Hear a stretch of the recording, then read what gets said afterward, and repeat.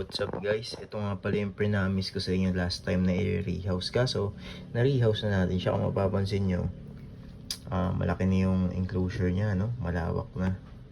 Visit na yan, palpak.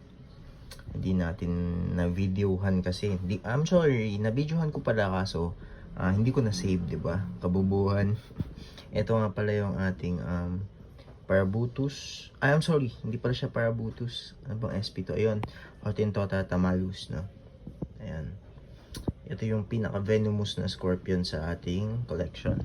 Ayan, ito yung male. This is the female. And this is the male. Mas maliit.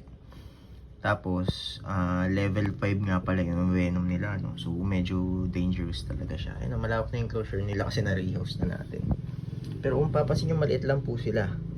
Pero pag na-injection na nila kayo or na-sting nila kayo, patay talaga. Level 5 po yung venom nila, mas mataas pa or mas venomous pa sila sa desert Deathstalker. Ayan siya. Ang common name nga pala nila is Indian Red, if I'm not mistaken, no?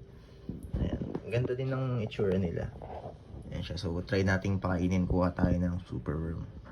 Unahin natin tong male. Bagsakan natin ng super worm kung magte-take down. Yun, take down. Yan, natusukan niya na. Saglit lang yan. Makamatay na agad yung super worm na yan. See? Ganun lang, instant. Wala na, patay na agad yung super worm. As you can see, di na gumagalaw agad.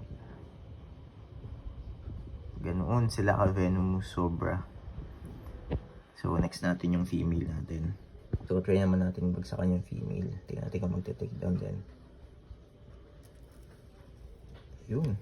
Tinusukan agad niya. And ganun lang din. Instantly, patay na agad yung super worm. I'm sorry, gumagalaw pa pala. Di ba pala instantly? Mabaon to ba yung stinger niya? Hindi na. Grabe. Then mamaya mag-i-start na silang kainin yan. Magalaw-galaw pa pala. Ang tibay ng super worm na to. Kung mapapansin nyo, medyo mataba yung fem natin kumpara sa male natin, no? Ayan, no? Tapos ito yung male natin, medyo maliit yung chan. Kasi, pinagpares na natin sila, no? So, 3 beses, I think. Nakalimutan ko na ilang beses ko sila pinagpares. Pero, hindi ako sure if gravid na tong female or nagkikarry na siya ng mga babies. Pero, sana, mag-lay din siya, no? So, dadami yung venomous scorpions natin. Kaka-rehouse nga lang natin ng mga Hottentotta natin, eh. So, ayaw pa nila kainin.